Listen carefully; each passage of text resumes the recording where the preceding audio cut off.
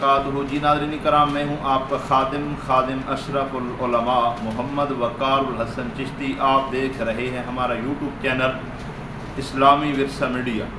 तो जी नाज़रीन कराम, आज फिर औलिया अल्लाह की पावर, औलिया अल्लाह की ताकत और अल्लाह वालों के इख्तियारात क्या क्या होते हैं, इस हवाले से बड़ा ही दिलचस्प, बड़ा ही खूबसूरत, बड़ा ही यादगार खिताब शेखुल हदीस व तफसीर उस्तादुल उलमा हज़रत अल्लामा मौलाना उस्ताद मुफ्ती मोहम्मद अशरफ साहब सियालवी अलैहि रहमत आपका मैं आपको सुनाना चाहता हूँ। पहले भी इसी उन्वान से 2 बयानात मैंने आपको सुनाए, आपने इंतहाई मोहब्बत से नवाजा। तो मेरी फिर अपील है कि आप ये कुरान हदीस की रोशनी में उस्ताद साहब का बयान भी सुने और अपनी मोहब्बत के इज़हार जो है कमिश्क के अंदर लाजमी किया करें। और हमारा एक चैनल है यूट्यूब का दूसरा, कारी वक़ारुल हसन चिश्ती के नाम से, उसके ऊपर जुमला खुतबा के बयान अपलोड मैं करता हूँ। और एक हमारा पेज है फेसबुक के ऊपर, फैज़ान हजूर अशरफुल उलमा शेखुल हदीस अल्लामा मोहम्मद अशरफ साहब सियालवी अलैहि रहमत के नाम से, लिहाजा उसको फॉलो, सब्सक्राइबर, शेयर करें। और हमारा ये बड़े वाला चैनल जिसके ऊपर उस्ताद साहब के बयान आते हैं, बाकी अकाबिरीन के बयान भी मैं अपलोड रोज़ाना करता हूँ, इसको सुना भी करें, आगे दोस्तों के साथ शेयर भी किया करें। इंशाल्लाह मिलेंगे नेक्स्ट वीडियो के अंदर। कुछ मामूल के खिलाफ होते हैं, हमारी कुव्वत महदूद है, हम जो मामूल के काम है वो इरादे के साथ कर सकते हैं, जो मामूल के खिलाफ है वो हमारे इरादे से नहीं होते, लेकिन उनकी रूहानियत इतनी आला हो जाती है, उसकी ताकत इतनी ज्यादा हो जाती है कि वो लाखों करोड़ों रूहों के बराबर हो जाते हैं। इस तरह जो गैर मामूली काम है, खिलाफ मामूल काम है, उनके इरादे से वो भी हो जाता है। एक वली कामिल के बारे में तुम यूं समझो कि जमीन आसमान उसका जिस्म बनता है, 7 आसमानों और 7 जमीनों की वो रूह होता है। जिस तरह आपकी रूह आपके बदन में है, आप दौड़ो, छलांग लगाओ, लंबी छलांग लगाओ, ऊंची छलांग लगाओ, तकरीर करो, वर्जिश करो, डंड पेलो, बैठ के निकालो, जो करो तुम कर सकते हो, अपने बदन के अंदर तसर्रुफ का तुम्हें इख्तियार है। एक वली कामिल पूरी कायनात की रूह बन जाता है, तो आसमान गोया उसका एक हाथ है, जमीन उसका दूसरा हाथ है। वो जिस तरह चाहे अगर आसमानों को जमीन की सतह पे लाए तो यहां ला सकता है, अगर जमीन को उसकी बुलंदी में पहुंचाना चाहे तो वहां भी पहुंचा सकता है।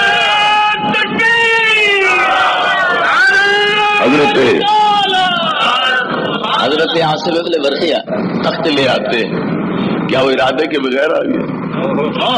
हजरत सुलेमान अलैहिस्सलाम फरमाते हैं, अय्युकुम याती नी अर्श हो, तुम में से कौन बिल्कीस का तख्त लाता है? उनसे पूछते हैं तुम में से कौन लाता है?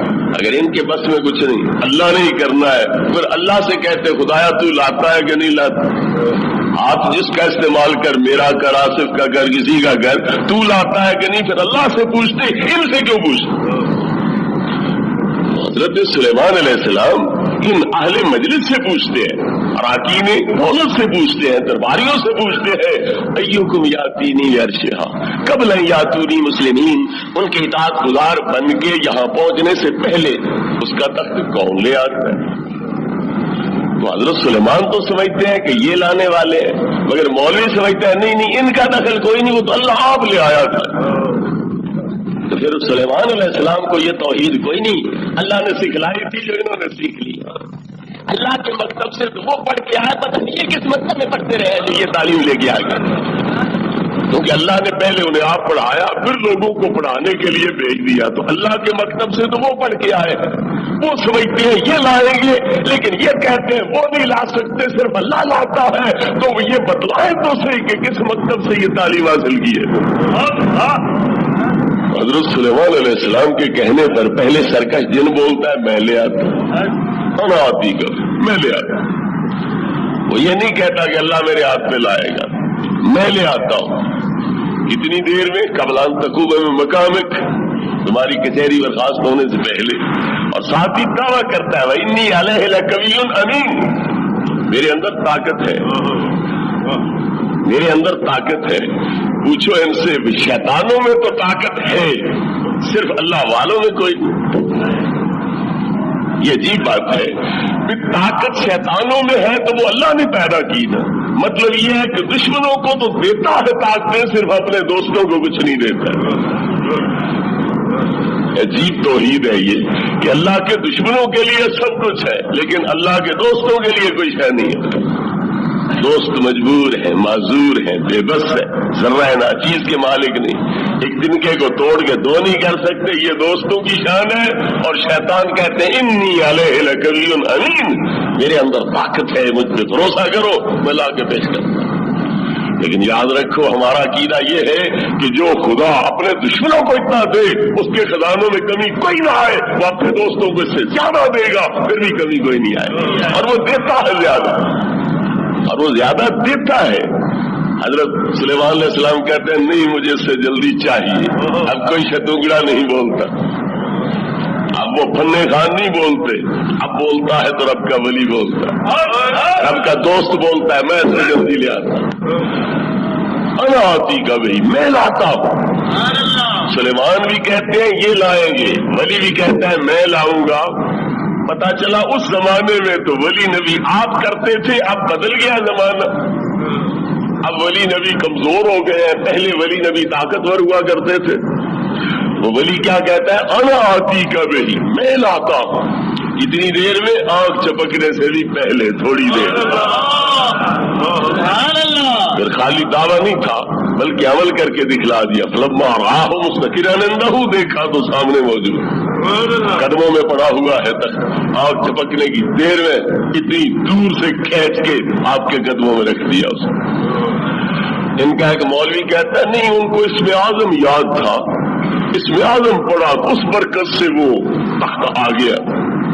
इसमें आजम तो किताबों में लिखा हुआ है, तू रोटी दूर रख के इसमें आजम पढ़ तेरे मुंह तक आती है तो मैं मान लूंगा।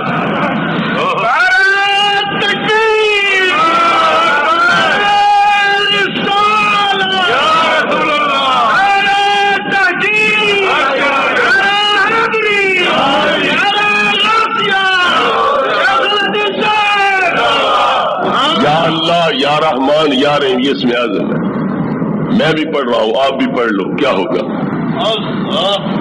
इसमें आजम गौस पाक रज़ी अल्लाह अन्हु फरमाते अल्लाह का हर नाम इसमें आजम है बशर्ते के पढ़ने वाला हो कोई। अल्लाह का हर इसम इसमें आजम है बशर्ते के किसी की जबान इस काबिल हो कि वो उसे सही तौर पर पढ़ सके। इसलिए इसमें आजम बजाते खुद कुछ नहीं करता जब तक कि बोलने वाला इस शान का मालिक न हो। हज़रत आसिफ इब्न बरखिया ने खास में आजम पढ़ा, जो भी किया, मगर उनके अंदर वलायत थी, उनके रूह में ताकत थी। रोटी तोड़ते वक्त बिस्मिल्लाहिर्रहमानिर्रहीम तू भी पढ़ता है, तीनों नाम इसमें आजम है उसमें आ चुके हैं, लेकिन तोड़नी पड़ती है, मुंह में डालनी पड़ती है, चबानी पड़ती है। फिर अगर सही तौर पे चबा के खाए तो हजम होगी, नहीं तो फिर हकीम के पास जाना पड़ेगा, डॉक्टर के पास ही बदहजमी हो गई है, मेदा खराब हो गया है।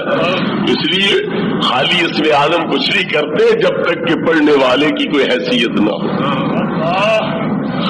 मैं हजरत जुनैद का वाकया पहले अर्ज कर चुका हूँ।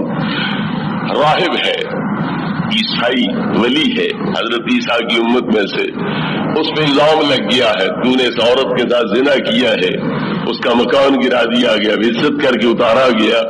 उसने कहा मेरी ये गलती कोई नहीं, मेरी ये गलती है, मैंने माँ की बेपरवाही की थी, पहले मुझे माँ से माफी मांगने दो, वो मेरी मुलाकात को आई थी, मैंने मुंह नहीं दिखलाया, वो बदुआ दे गई कि खुदाया ये ना मरे जब तक जिनाकार औरतों का मुंह न देख ले, वो गलती मैं माफ करा लूं उनसे, फिर मैं तुम्हारे साथ निपट लूंगा।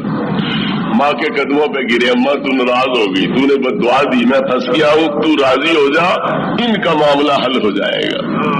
माँ ने दुआ की खुदाया अगर मेरी नाराजगी की वजह से पकड़ा है तो मैं राजी हो गई हूं, तू माफ कर दे, कोई और गलती है तो फिर मेरा कोई मुतालबा नहीं, कोई सिफारिश नहीं है। चुनाचे वो आए, वुजू किया, 2 रकअत नफल पड़े और कहा ले आओ उस औरत को। कहा है वो बदकार औरत लाई गई, पेट में बच्चा है, अभी पैदा नहीं हुआ वो हरामी बच्चा, उस पेट वाले बच्चे की तरफ इशारा करके कहते हैं या बाबू सुन अबूक, पेट वाले बच्चे जिनीन तेरा बाप कौन, तू किसके नुत्फे से? अंदर से बोलता है नहीं जी मैं तुम्हारा नहीं हूं, मैं तो चरवाए का हूं। अंदर से बोलता है। दूसरी रिवायत है कि मैंने कहाँ बुराई की, उस औरत ने कहा फला दरख्त के नीचे, कहा चलो दरख्त से पूछ लेते। दरख्त के पास ले गए, उसकी टहनी पकड़ के कहा ओए दरख्त, जिस खुदा ने तुझे पैदा किया उसके नाम का वास्ता दे के कहता हूँ, क्या तेरे नीचे मैंने बुराई की इसके साथ? उसकी हर टहनी हर पत्ते से जवाब आता है, नहीं, तूने बुराई नहीं की, इसके साथ चरवाहे ने की है। तो वली है, ईसाई वली, हजरत ईसा की उम्मत का वली है, और वो दावे के साथ करामत जाहिर कर रहा है, पेट के बच्चे को बुला रहा है कि तू किसके नुत्फे से है, वो अंदर से जवाब देता है, दरख्त से गवाही दिलवा रहा है। तो पता चला कि ये करामतें, ये मौजे इरादे से भी जाहिर होती। अब कोई ये कहे कि नहीं, वली इरादा ना करे तो जाहिर हो जाते हैं, इरादा करे तो जाहिर नहीं होते, तो फिर खुदा ने मुकाबला किया या दोस्त की बात मानी? फिर तो मुकाबला हो गया ना। वली जो नहीं चाहता अल्लाह वो कर देता है, जो वली चाहता है अल्लाह वो नहीं होने देता। फिर ये महादारा ही होगी, तो मुकाबला हो गया, टक्कर हो गई। ये फिर दोस्ती इसी तरह होती है, दोस्त जो कहे वो ना माना जाए। ये अजीब दोस्ती का हक है, जो अल्लाह कहे वो बंदा मानता है। ये दोस्ती का हक किस तरह अदा करता है? अल्लाह दोस्ती का हक क्या अदा करता है? जो तू कहेगा मैं नहीं मानूंगा। मेरी दोस्ती का तकाजा ये, क्या यही दोस्ती अल्लाह ताला की तरफ से?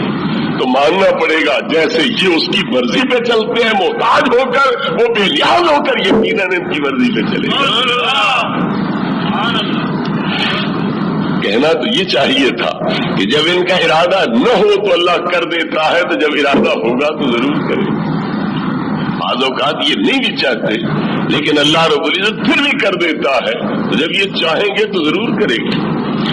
नबी करीम अलैहिस्सलातु व तस्लीम के मेहमान थे चंद मुहाजिर, जिनमें हजरत मिक़दाद भी थे। सरकार ने फरमाया ये बकरियां मेरी खीरदार है, इनका दूध दो लिया करो, तो 3 तुम है, 1 मैं हूं, 4 इससे कर दिया करो, मेरा रख दिया करो, अपना पी लिया करो। हजरत मिक़दाद ने सोचा कि नबी करीम अलैहिस्सलाम को बतेरे दूध मिलते रहते हैं, अंसार पेश करते रहते हैं, आपको क्या जरूरत है इस दूध की? रात सोते वक्त पी गए। पिछली रात सरकार तशरीफ लाते थे, वो दूध पी लेते थे। आप तशरीफ लाए, हस्बे मामूल बर्तन का ढकना हटाया, दूध नहीं है। आसमान की तरफ मुंह करके कहा खुदाया, जो आज मोहम्मद और आले मोहम्मद को सैर करे तू उसको सैर कर, जो उनको सैराब करे तू उसको सैराब कर। हजरत मिक़दाद उठे छुरी लेके कि नबी पाक की बकरियों से ही कोई बकरी ज़बह करके मैं आपको खिलाता हूँ, अपनी तो है कोई, तो चलो आपकी बकरी ज़बह करके मैं आपको खिला देता हूँ, दूध तो वही है जो मैं पी चुका। अब गए, बकरियां खड़ी है, तो देखा कौन सी बकरी मुनासिब है, पुट्ठे पे हाथ रखा, जो अच्छी मोटी ताजी हो उसको ज़बह करें। जब पुट्ठे पे हाथ रखा तो देखा कि थन दूध से भरे हुए, बर्तन लिया, दूध निकाला, सारी बकरियां दूध से थन भरे खड़ी, दूध निकाला, काफी सारा दूध जमा हो गया। अर्ज की हुजूर दूध पी, आपने पी लिया, या रसूल अल्लाह और पीजिए, आपने और पी लिया। फिर अर्ज किया हुजूर और पीजिए, आपने बताया साथियों के लिए भी रखने हैं, नहीं हुजूर आप पिए, साथियों की कोई नहीं, आप पिए।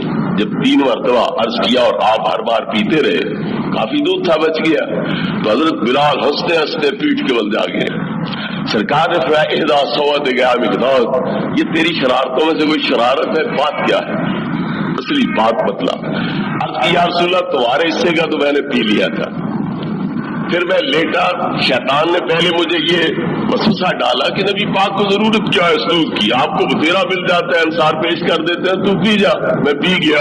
अब उसने कहा तूने पिया हिस्सा नबी पाक का, अब वो आए देखेंगे कोई नहीं, बददुआ देंगे तेरा बेड़ा गर्क हो जाएगा। मैं इसी शशपंज में पड़ा हुआ था, चादर कभी पांव पे पूरी करता तो मुंह नंगा हो जाता, कभी मुंह पे करता पांव नंगे हो जाते, मैं चादर ही मापता रह गया, सारी रात नींद कोई नहीं आई। इतने में आप पहुंच गए, आपने ढकना हटाया और दूध कोई नहीं था। मैंने कहा अब मैं गया, मेरा बेड़ा गर्क हुआ ही हुआ, नबी पाक बददुआ देंगे। आपने दुआ दी कि जो सैर करे सैराब करे, तो उसको गनी कर, बेनियाज कर, सैर कर, सैराब कर। मैंने सोचा तुम्हारी बकरी ज़बह करके तुम्हें पेश करता हूं भून के। इस नीयत में उठा तो बकरियों के थन से भरे थे, मैंने वो निकाल के पेश कर दिया है। तो सरकार ने फरमाया ये फिर खास अल्लाह ताला ने अपनी कुदरत कामला से पैदा किया, तेरी भी लाज रखी, मेरी भी लाज रखी, तो फिर ये बाबरकत दूध है, इससे साथियों को जरूर हिस्सा देना चाहिए, लिहाजा तकसीम कर उनमें। तो नबी पाक ने चाहा नहीं कि बकरियों से दूध निकले, हजरत मिकदाद का इरादा नहीं था कि बकरियों से दूध निकले, लेकिन हजरत मिकदाद की करामत बनी, नबी पाक का मोइजा बना, इनके इरादे के बगैर अल्लाह ने वो दूध पैदा कर दिया। जो इनके चाहे बगैर कर दे उनसे मुकाबला है कि वो चाहेंगे तो नहीं पैदा होने दूं। नारे तकबीर,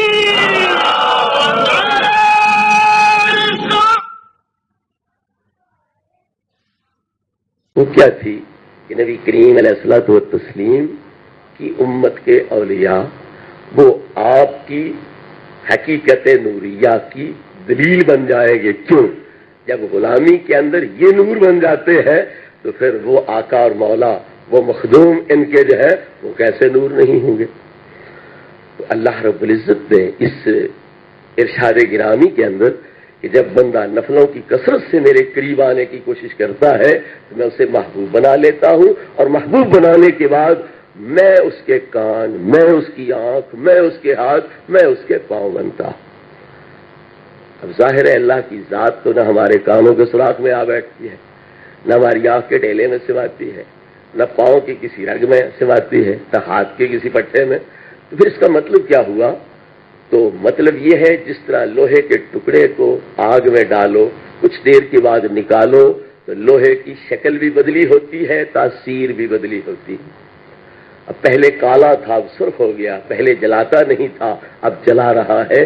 तो अगर लोहे के टुकड़े को आग के कुर्ब से ये दो सिफ्तें हासिल हो गई, उसका मानवी और बातनी हुस्न भी, उसका ज़ाहिरी हुस्न और जमाल भी, तो जो अल्लाह की इश्क मोहब्बत की भट्ठी में अपने आप को झांक देते हैं और मुजाहदात और रियाज़ात के खंजर के साथ अपने आप को शहीद कर डालते हैं, तो फिर उनको भी अल्लाह रब्बुल इज्जत अपने कमालात का मजहर और नमूना बना देता है। अरे भाइयों, उनकी रूहों को लतीफ कर देता है, नूरानी बना देता है। और अली कारी अलैहि रहमत मिरकात शरे मिशकात के अंदर हजरत शेख अबू अब्दुल्ला के हवाले से फरमाते हैं कि न अताके दो अन्नल अबदा यन ताकिलो फिल अहवाले व यसीरो इला नात रूहानियत व यालमुल गैबा व यमशी अलल माए व यतीरो फिल हवाए व यगीबो अनिल अबसारे। ये हमारा अकीदा है, पुख्ता नजरिया है और सोचा समझा हुआ हमारा ये अकीदा है कि बंदा नफलों के जरिए, इबादत के जरिए अपनी हालतें बदलता है। इसके बदन की कसाफतें रुखसत होती है, हैवानी कुव्वतें रुखसत होती है, मलकी कुव्वतों का ज़हूर होने लग जाता है और वो सरासर रूह बन जाता है। तो उस वक़्त फिर वो गैब जानने लग जाता है। ये वलियों के बारे में कह रहे हैं। अगर किसी को शक हो नबियों के किस्मत, हमारे अकाबरीन ने औलिया के बारे में फरमाया कि जब वो मुजाहदात और रियाज़ात की बदौलत अपने बदन की कसाफतों को ज़ाहिल करें, हैवानी कुव्वतों का खात्मा कर ले और अल्लाह रब्बुल इज्जत के सिफात कमालिया का मजहर बन जाए, सरासर रूह बन जाए, तो हयालमुल गैब, वो गैब जानने लग जाते हैं। गैब उनके लिए गैब नहीं रहता, बल्कि वो अपनी खुदादाद नूरानी आंखों के साथ उसका मुशाहदा कर रहे होते। हजरत सैयद महमूद आलूसी हनफी अलैहि रहमत, जिन्होंने 30 जिल्दों में कुरान मजीद की तफसीर लिखी है, वो युमिनून बिल गैब की बहस में इरशाद फरमाते हैं कि कुरान मजीद ने दावा फरमाया हुदल लिल मुत्तकीन, कुरान हिदायत है मुत्तकियों के लिए। और मुत्तकी कौन है? अल्लज़ीना युमिनून बिल गैब, जो गैब पर ईमान लाते हैं। ईमान क्या है? इकरारुम बिल लिसान व तस्दीकुम बिल कल्ब, जबान से इकरार करना, दिल से मानना, तस्दीक करना, ये ईमान। अब गैब का इकरार और गैब की तस्दीक कोई तब करेगा जब गैब का इल्म आएगा। जिसको गैब का इल्म है ही कोई ना वो इनकार कर सकता है ना इकरार कर सकता है। फिर पहले गैब का इल्म आना चाहिए, پھر اس کے بعد یہ سوال پیدا ہوگا کہ اقرار کیا جائے، تصدیق کی جائے اس کی. تو علم غیب کے بغیر ایمان کیسے، تصدیق کیسے، اقرار کیسے؟ وہ فرماتے ہیں غیب کا علم آ سکتا ہے، یہ کوئی مشکل بات نہیں. کیوں؟ فقط یمنہ العبد قرب النوافل فیکون الحق بصرہ الذی یبصر بہ. بندہ نفلوں کی کثرت کے ذریعے اس مقام پہ پہنچتا ہے کہ اللہ کا نور بندے کی آنکھ بن جاتا ہے. جب اللہ کا نور اس کی آنکھ بن جائے تو پھر غیب کا یہ مشاہدہ کرتا رہے گا، غیب کا علم سے آ جائے. یمنہ العبد قرب النوافل فیکون الحق بصرہ الذی یبصر بہ. اللہ کے نور کے ساتھ یہ دیکھتا رہے گا، اب غیب ہی نہ رہے گا، شہود بن جائے گا. اب یہ آنکھ کیسے ملتی ہے؟ نفلوں کی کثرت سے، اللہ کے حضور ناک ماتھا رگڑنے سے، تہجد پڑھنے سے، اوابین پڑھنے سے، اشراق پڑھنے سے، پہل سوال پڑھنے سے. پہلے فرض، کیونکہ فرضوں سے بڑھ کر کوئی محبوب ترین ذریعہ اللہ کے وصل کا نہیں ہے، تو پہلے فرض، اس کے بعد نفلوں کی کثرت سے بندہ اس مقام پہ پہنچ جائے گا تو اس کی صفات نور ہو جائیں گی، اس کا ظاہر نور ہو جائے گا. تو جب فرضوں کے انوار پھر ظاہر ہونے لگیں گے تو قد یرقى من ذلك الى قرب الفرائض فیکون نورا. جب نفلوں کے برکات سے ترقی کر کے فرضوں کے ثمرات کو اپنے دامن میں سمیٹنے لگے گا تو پھر یہ چوٹی سے ایڑی تک مجسمہ نور بن جائے گا. فَهُنَاكَ يَكُونُ الْغَيْبُ لَهُ شَهُودًا وَالْمَفْقُودُ لَدَيْنَا عِندَهُ مَوْجُودًا. اس مقام پہ پہنچ کر جو ہمارے لیے غیب ہے اس بندے محبوب کے لیے شہود بن جاتا ہے، اور جو ہمارے لیے ماضی کا قصہ ہوتا ہے یا مستقبل کا ایک مفروضہ ہوتا ہے، یہ ماضی اور مستقبل کو حال کے آئینے میں دیکھ رہا ہوتا ہے اور اپنی ولایت کی آنکھ سے اس کا مشاہدہ کر رہا ہوتا ہے. اور اسی کو شیخ محقق شاہ عبدالحق محدث دہلوی علیہ رحمت نے اشیاء اللمات شرح مشکات کے اندر اس رنگ میں بیان کیا: آنکھ غافل نیست از حق یک نفس ماضی و مستقبلش حالت و بس. ایک لمحے کے لیے اللہ کی یاد سے غافل نہیں ہوتا ہے تو ماضی اور مستقبل دونوں اس کے لیے حال بن جاتے. اس کی مثال علماء کلام نے یہ دی ہے. ایک بندہ بازار میں بیٹھا ہے، کھڑکی کھلی ہے، کھڑکی کے آگے بیٹھا ہے، جو کھڑکی کے سامنے سے بازار میں گزرتا ہے یہ اسے دیکھ لیتا ہے، لیکن جو پیچھے ہے ان کا بھی پتہ نہیں، جو آگے نکل گئے وہ بھی نظروں سے اوجھل ہو گئے. لیکن مکان سے نکل کے منڈیر پہ بیٹھ جائے پھر جو پیچھے ہے وہ بھی بیک وقت دیکھے گا، جو آگے نکل گئے وہ بھی بیک وقت دیکھے گا، جو کھڑکی کے سامنے ہے وہ بھی اسی وقت دیکھ رہا ہوگا. تو ماضی مستقبل حال یہ تقسیم ہے. اس کے لیے جو آسمان کی چھت کے نیچے زمین کے فرش پر اس مکان کے اندر مقید ہے اس کے لیے ماضی بھی ہے مستقبل بھی ہے. لیکن جو لامکانی ہو جائے، یہ سورج گردش کر رہا ہے، رات دن بن رہے ہیں تو یہ بہت نیچے نیچے ہے، چوتھے آسمان پہ جا کے تمہاری رات ایک نقطے کی صورت رہ جاتی ہے، اس سے اوپر رات ہے ہی کوئی نہ، تو نہ رات ہے نہ دن ہے، یہ دن بھی رات بھی سب نیچے نیچے رہ گئے. تو لیسا عند اللہ صباح ولا مساء، وہاں نہ صبح نہ شام نہ رات نہ دن نہ کل گزشتہ نہ کل آئندہ، کچھ بھی نہیں ہے، وہاں حال ہی حال ہے. تو پھر جو بندہ فنا فی اللہ بتا باللہ کے مقام پہ پہنچ جائے گا تو پھر وہ لا مکانی بن جائے گا. تو جس طرح اللہ رب العزت کے ہاں ماضی مستقبل کا کوئی فرق کے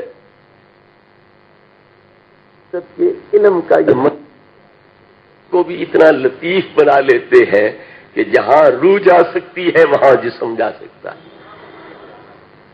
الروح اذا كانت لطیفة یتبعها الجسد فی اللطافت وتصیر بجسدها حیث شاءت وتتمتع بما شاءت وتأوی الى ما شاءت کما وقع لنبینا صلی اللہ علیہ وسلم لیلۃ المعراج ولاتباعہ حیث طویت لهم الارض وحاصلت لهم ابدان مکتسبۃ فی آن واحد فی اماکن مختلفۃ واللہ علی کل شیء قدیر.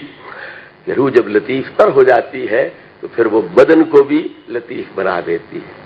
اس روح کے انوار کے عکس اور پرتو بدن پہ پڑتے ہیں، اس کی کثافتیں ظلمتیں ختم ہو جاتی ہیں، وہ بھی سراسر نورانی بن جاتا ہے۔ تو جہاں روح جا سکتی ہے وہیں بدن جا سکتا ہے۔ جس طرح نبی کریم علیہ السلام کی روح پاک معراج کی رات لامکانوں کی بلندیوں پہ پہنچی تو جسم پاک کو بھی ساتھ لے گئی، اسی طرح اللہ کے ولی بھی جہاں چاہتے ہیں وہ اپنے جسم سمیت پہنچ جاتے ہیں۔ حضور شاہ نصیر الدین چراغ دہلوی رضی اللہ عنہ ہر دن عصر کی نماز مسجد نبوی میں ادا کرتے تھے دہلی سے چل کے، اور حضرت شاہ رکن عالم ملتان والے رضی اللہ عنہ یہ بھی ہر دن عصر کی نماز ملتان سے چل کے مسجد نبوی میں ادا کرتے تھے۔ ایک قدم میں دلی سے مسجد نبوی، ملتان شریف سے مسجد نبوی، ایک قدم میں وہاں سے ملتان اور دلی کے اندر، کیوں تطوی لہم الارض، ان کے لیے زمین سمٹ جاتی ہے، کیوں اب ان کے قدم یہ پٹھے اور گوشت اور پوست اور ہڈیوں کے چھوٹے چھوٹے قدم نہیں، بلکہ اللہ کے انوار جو ہے وہ ان کے لیے آنے جانے کا ذریعہ ہے۔ تو اللہ رب العزت کے انوار کے لیے کون سی رکاوٹ ہے مشرق سے مغرب میں آنے؟ اور علی قاری فرماتے ہیں ھذا فی ھذا العالم المبنی علی الامر العادی غالبا وکیف وامر الروح واحوا امور الاخرت کلھا مبنیۃ علی خوارق العادات۔ یہ تو اس دنیا میں ہے کہ کئی بدن انہیں مل جاتے ہیں، وہ روحیں ان بدنوں کے اندر تصرف کرتی ہیں، ایک بدن کے ساتھ مشرق، دوسرے کے ساتھ مغرب، تیسرے کے ساتھ شمال، چوتھے کے ساتھ جنوب، اسی طرح دوسرے بدنوں کے ساتھ گھروں کے اندر دعوتیں کھا رہے ہوتے ہیں، خطبے دے رہے ہوتے ہیں۔ تو یہ اس جہان میں ہے جو امور عادیہ کے تحت، عالم اسباب کے تحت چل رہا ہے، اور برزخ کا جہان، آخرت کا جہان، وہاں یہ اسباب وغیرہ ہے ہی کوئی نہ، وہ اسباب سے بالا تر معاملہ ہے۔ آپ حدیث پاک سن چکے ہوں گے کہ بچہ کچا جو گر جاتا ہے یہ جنت کے ہر دروازے پر کھڑا ہو کر اپنے ماں باپ کی انتظار کر رہا ہوگا۔ کچا گرنے والا بچہ قیامت کے دن جنت کے ہر دروازے پر کھڑا ہو کر ماں باپ کی انتظار کر رہا ہوگا۔ تو جنت کے دروازے کتنے ہیں؟ 8 ابواب، 8 دروازے، اور ان دروازوں میں مسافت ہوگی کہ اکٹھے ایک ہی جگہ لگا دیے گئے۔ ارض السماوات والارض، جس کا پھیلاؤ آسمانوں زمینوں سے بھی زیادہ ہے، تو اس جنت کے سارے دروازے ایک ہی جگہ لگا دیے گئے، تو باقی کیا ہوگا؟ اسی طرح آپ سن چکے ہو کہ جو روزے دار ہیں ان کے لیے علیحدہ دروازہ ہوگا، جس کو کیا کہا جائے گا؟ باب الریان، سیراب لوگوں کا دروازہ۔ نمازیوں کے لیے الگ، زکات دینے والوں کے لیے الگ، حج کرنے والوں کے لیے الگ، اللہ حضل کیا۔ تو یہ جو مختلف دروازے ہیں، تو ہر دروازے پر فرشتہ کھڑا ہو کر اس آدمی کو کہے گا اے اللہ کے بندے یہ دروازہ بڑا اچھا ہے، ادھر سے آ، ادھر سے داخل ہو۔ اگر ہر فرشتے کے سامنے یہ نہیں ہوگا تو وہ دعوت کیسے دے سکتے ہیں کہ اے اللہ کے بندے ادھر سے آ، ادھر سے داخل ہو؟ تو اتنی لمبی چوڑی جنت کے ہر دروازے پر یہ اللہ کا بندہ نظر آئے گا، یہ کچا بچہ جو ہے یہ نظر آئے گا۔ تو آخرت کے معاملات تو سارے یہ ہمارے اسباب والے جو جہان ہے اس سے بالا تر ہے، وہ بات تو ہمیں سمجھ آ ہی نہیں سکتی۔ اس جہان کے اندر جو عالم اسباب کے تحت ہے وہاں صورتحال یہ ہے کہ ایک ولی کو سینکڑوں ہزاروں جسم مل جاتے ہیں، اور وہ کسی جسم کے ساتھ مشرق میں، کسی کے ساتھ مغرب، کسی کے ساتھ شمال، کسی کے ساتھ جنوب میں ہے۔ تو یہ مقام ان کو مل رہا ہے جو غلامی میں ثابت قدم، جو غلامی کے تقاضے پورے کرنے والے ہیں۔ اگر ان کی لطافتوں کا حال یہ ہے تو پھر نبی پاک کی لطافت جسمانی کا حال کیا ہوگا کہ جبریل کا نور بھی اس محبوب کی بشریت کی سیر کی برابری نہیں کر رہا ہے، تو اس جسم پاک کی لطافت کا اندازہ کیا ہوگا؟ اور یہیں سے یہ بات بھی سمجھ آ جائے گی کہ جب یہ طے شدہ بات ہے کہ روح لطیف تر اور نورانی ہو جائے تو بدن بھی اس کے تابع ہو جاتا ہے۔ تو نبی کریم علیہ السلام کی روح پاک جیسی لطافت کسی اور میں نہیں، تو نبی پاک کے بدن کی لطافت جیسی بھی نہیں ہوگی۔ تو جب روح کا سایہ نہیں ہے تو بدن کا سایہ کیسے ہوگا؟ اور یہی بات حدیثوں سے ثابت ہے۔ الوفا میں حضرت عبداللہ ابن عباس رضی اللہ تعالیٰ عنہما سے مروی ہے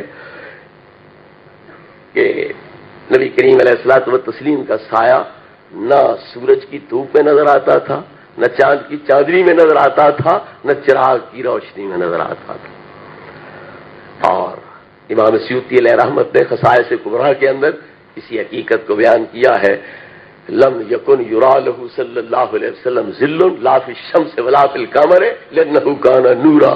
نبی کریم علیہ السلام کا سایہ نہ سورج کی دھوپ میں نظر آتا تھا نہ چاند کی چادری میں نظر آتا تھا، کیونکہ آپ نور. تو آپ کے جسم پاک میں بھی وہ لطافت آ گئی کہ جو آپ کی روح پاک کے اندر تھی، تو جہاں روح پاک جا سکتی تھی وہیں جسم پاک بھی جا سکتی.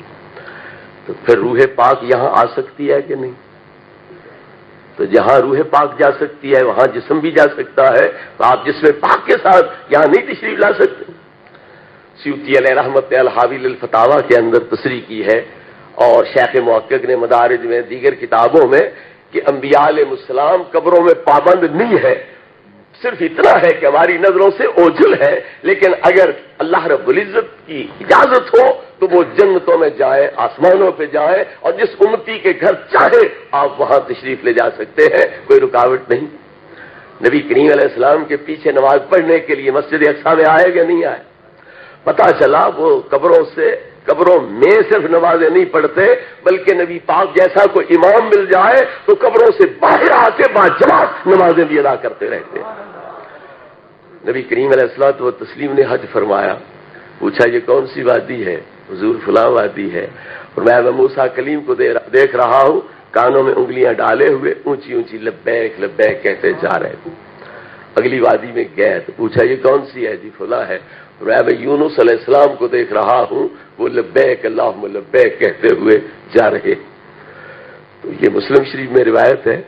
امام نبوی شارح مسلم فرماتے ہیں کہ انبیاء تو اپنے دور میں حج کر چکے اور اب وہ قبروں میں ہے، تو اب ان کے یہاں دیکھنے کا کیا مطلب؟ نبی کریم علیہ السلام نے کیسے دیکھ لیا اور کیوں بیان فرمایا کہ یہاں موسیٰ کلیم لبیک لبیک کہتے جا رہے ہیں، وہاں حضرت یونس لبیک لبیک کہتے جا رہے ہیں، یہ کیا حقیقت ہے؟ تو وہ فرماتے ہیں حج تو کر چکے تھے، اور جب انہیں پتا چلا کہ اللہ کے محبوب کریم علیہ السلام اب حج کرنے والے ہیں تو سوچا حج تو وہ ہوگا جو رب کے یار کے ساتھ کیا جائے گا. تو قبروں سے اٹھ کے دوبارہ آ گئے تاکہ آپ کی معیت میں حج کا پھر شرف حاصل کر لیں اور سعادت حاصل کر لیں. تو ان کے لیے نہ مسافتیں ہوتی ہیں نہ دوریاں ہوتی ہیں، وہ تمام جگہ پر بیک وقت نظر رکھ سکتے ہیں، ہر جگہ پر پہنچ سکتے ہیں، اس میں کوئی رکاوٹ نہیں ہے. ایک مسئلہ سن لیجئے. قرآن مجید کا حکم ہے اذا دخلتم بیوتا فسلموا علی انفسکم، جب تم گھروں میں جاؤ تو اپنوں کو سلام دو. یہ تو قرآن کا حکم ہے. اب تابعین سے اور مفسرین قرآن جو ہے اکابرین، ان سے مروی ہے کہ جب تم مکان میں داخل ہوو اور مکان خالی ہو تو پھر کیا کہو؟ السلام علیکہ یا رسول اللہ. مسجد میں آؤ، مسجد خالی ہو، بندہ کوئی نہ ہو تو کیا کہو؟ السلام علیکہ یا رسول اللہ. بندے موجود ہیں تو جمع کا لفظ بولو السلام علیکم. اگر بندے موجود نہیں بظاہر تو پھر کیا کہو؟ السلام علیکہ یا رسول اللہ. یہ تو اکابر تابعین کی طرف سے قرآن مجید کی تفسیر ہو گئی. اب علی قاری علیہ رحمت اس کی وجہ بیان کرتے ہیں شرح شفا کے اندر کہ حضور کی ذات پاک کو سلام کیوں دیا جائے. وہ فرماتے ہیں لأن روح النبی صلی اللہ علیہ وسلم حاضرۃ فی بیوت اہل الاسلام، نبی کریم علیہ السلام کی روح پاک تمام مسلمانوں کے گھروں میں جلوہ گر ہوتی ہے. تو روح پاک تو ہر جگہ جلوہ گر ہوتی ہے، مگر جہاں چاہیں جسم پاک سمیت بھی جلوہ گری فرما سکتے ہیں، اس جسم کے لیے بھی کوئی رکاوٹ نہیں ہے. یار زندہ صورت باقی ہے، کچھ سوالات کے جواب عرض کر لیں. آپ نے فرمایا کہ قرآن جو کتابی شکل میں اب موجود ہے یہ مخلوق ہے. معتزلہ بھی قرآن کو مخلوق کہتے ہیں.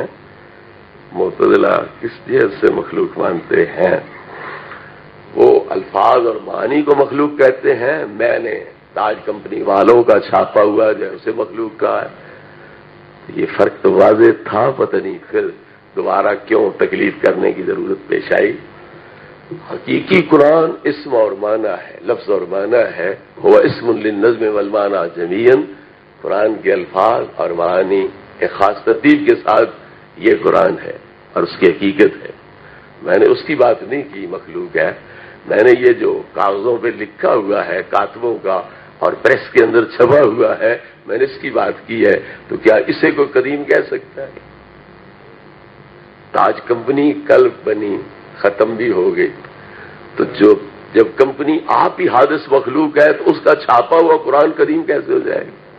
محمد دین ہی حادث مخلوق، اینڈرسن جی حادث مخلوق، تو ان کا چھاپا ہوا قرآن قدیم کیسے ہو جائے گا؟ یہ جو کاغذوں پہ لکھا ہوا ہے یہ اور ہے، اور جو اصل الفاظ ہیں یا معنی ہے تو وہ اللہ کا کلام ہے، وہ اصل قرآن ہے اور وہ قدیم ہے. اللہ قدیم ہے، اس کی یہ صفت کلام بھی قدیم ہے. لو اسی سمالی رکھو. ان بزرگ کا نام دہرا دیجئے جن کے نام سے بارش ہوتی تھی. ابراہیم تیمی علیہ رحمت، یہ تابعین میں سے ہیں.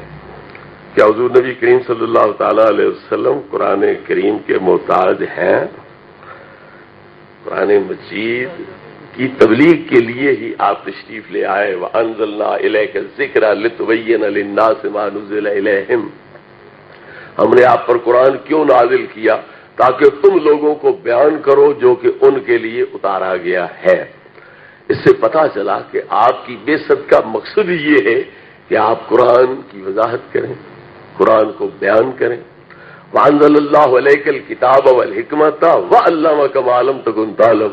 اللہ نے پہلے بیان کیا کہ ہم نے نازل کیا آپ پر کتاب اور حکمت. آگے فرمایا وَعَلَّمَكَ مَا لَمْ تَكُنْ تَعْلَمْ. تو نزول قرآن کے بعد پھر قرآن کے معنی اللہ نے سمجھا کے نبی کریم علیہ السلام کی علم کی تکمیل فرمائی.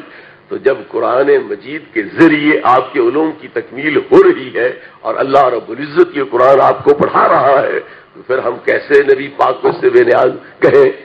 رسول ہوتا وہی ہے جو صاحب کتاب ہو. جس کے پاس کتاب نہ ہو وہ رسول ہو ہی نہیں سکتا. تو آپ کی رسالت پر ہونے منت ہے قرآن پاک کے نزول کی، اس لیے آپ کو قرآن سے بے نیاز کیسے کہہ سکتے ہیں؟ تو قرآن آپ پہ اترنا یہ آپ کا اعزاز ہے کہ اللہ رب العزت نے وہ کتاب آپ کو دی جو اپنے الفاظ عبارات کے لحاظ سے، فصاحت بلاغت اعجاز کے لحاظ سے نبی کریم علیہ السلام کی سچائی کے 2222 معجزات پہ مشتمل، صرف لفظوں کے لحاظ سے.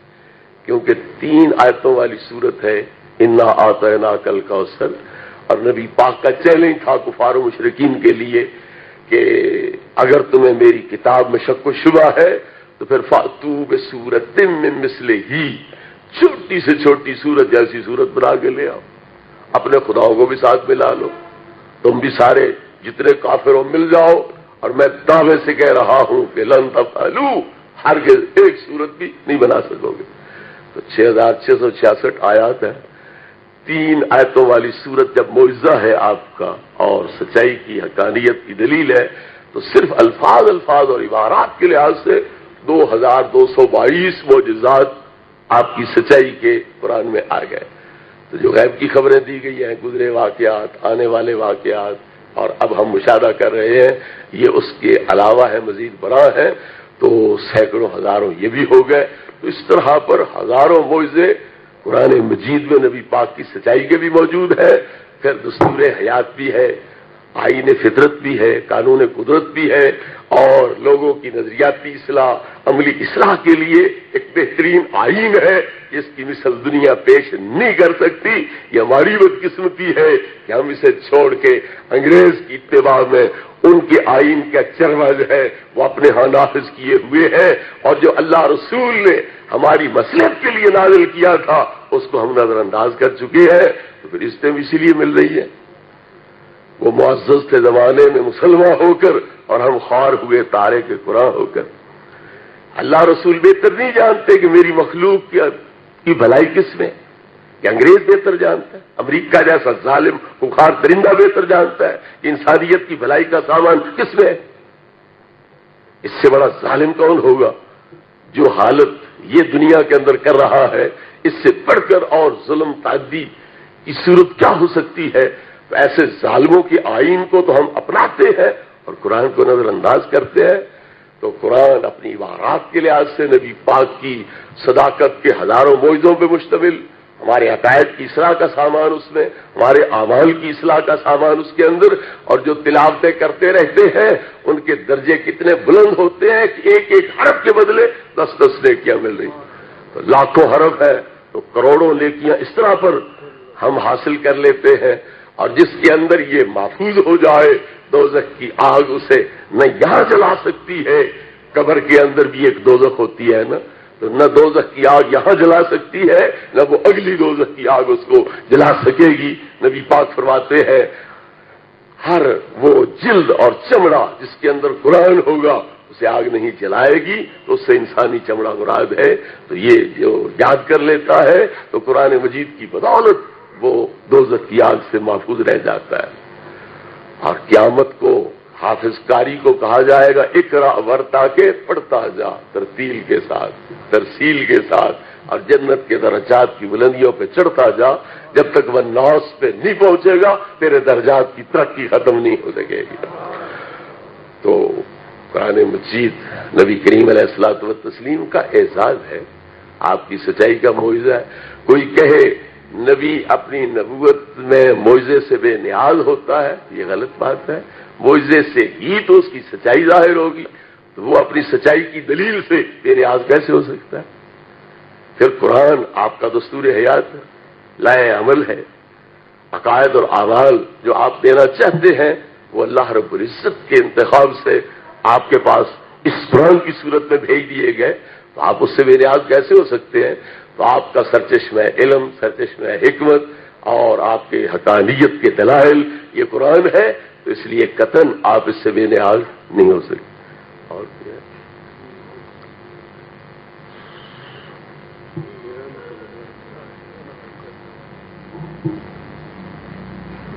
متعلق چلو اسپیکر کے کر دیں۔ غسل کرنے کے لیے وضو ضروری ہے؟ میں نے یہ نہیں کہا کہ غسل کرنے کے لیے وضو ضروری ہے، وضو بہتر ہے کہ پہلے کر